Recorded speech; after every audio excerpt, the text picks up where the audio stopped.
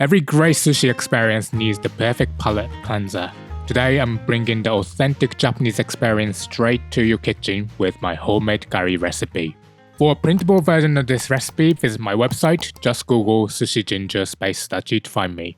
Let's start by making a pickling liquid. In a saucepan, combine 250 ml of water with 125 ml of rice vinegar, 80 grams of light brown sugar, 1 teaspoon of light soy sauce, and a small piece of dried kelp called kombu.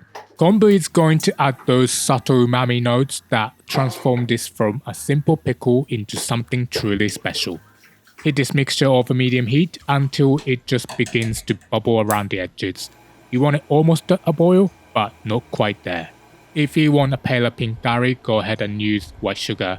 Also, fair warning, my recipe leans towards the sweeter side, so feel free to dial back the sugar. Turn on the heat immediately. If you let the kombu boil vigorously, it will release bitter compounds and make your liquid too slimy. Let this pickling liquid cool while we prep our star ingredient. Take a young ginger, also known as new ginger, and cut it into manageable 5 cm sections. Give these pieces a brief soak in water, gently rubbing them to remove any dirt hiding in the crevices. If you spot stubborn brown bits, don't hesitate to scrape them gently with a spoon.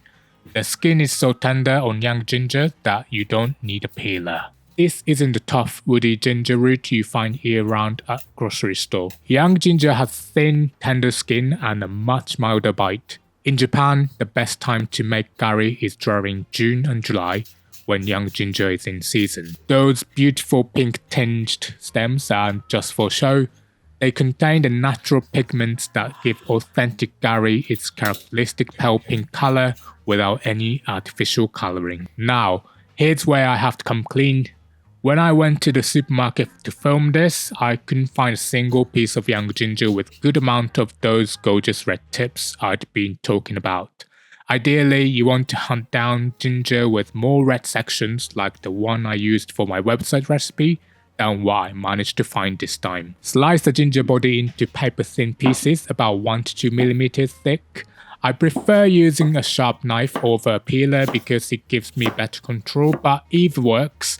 You want these slices thin enough to pickle properly, but not so thin they fall apart. Time for blanching. Bring a separate pot of water to a rolling boil and add both the sliced ginger with those pink stems intact. Blanch for exactly 1 minute. This brief heat treatment is hitting the sweet spot, long enough to mellow the ginger's sharp bite and open up its fiber to better absorb our pickling liquid, but short enough to preserve that essential ginger zing. Go longer and you start losing that characteristic punch to the cooking water. Here's a bonus tip. Don't pour the ginger infused water down drain. It makes an excellent base for homemade ginger ale. Just add sugar, fresh lemon juice and cinnamon, then top with sparkling water for a refreshing treat during the summer. Drain that ginger in a colander and sprinkle with salt. Now, resist the urge to shock it in ice water. Let it cool naturally. Ice water can strip away too much of the ginger's natural heat along with excess moisture, and we want to preserve that perfect balance. Once the ginger is cool enough to handle comfortably, squeeze out as much excess water as possible with your hands. That salt you added earlier has been working its magic, drawing out moisture and further mellowing the ginger's intensity, creating the perfect canvas for our pickling liquid. Place a squeezed ginger into a clean, sterilized, sealable container as you go. Now for the final assembly.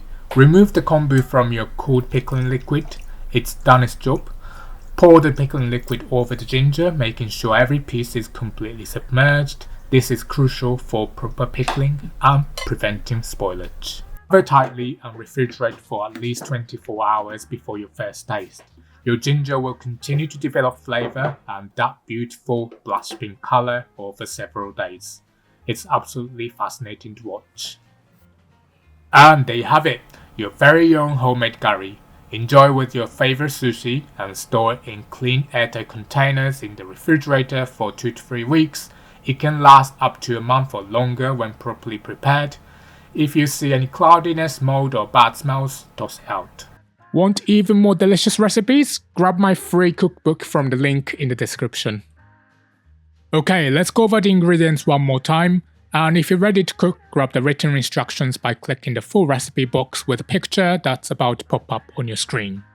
Here we go, the link to the full recipe is on the screen for you now, and if you want to watch more similar videos, don't miss my pickled cucumber recipe popping up on your screen as well. Thanks so much for watching, and I hope to see you in the next one. Bye.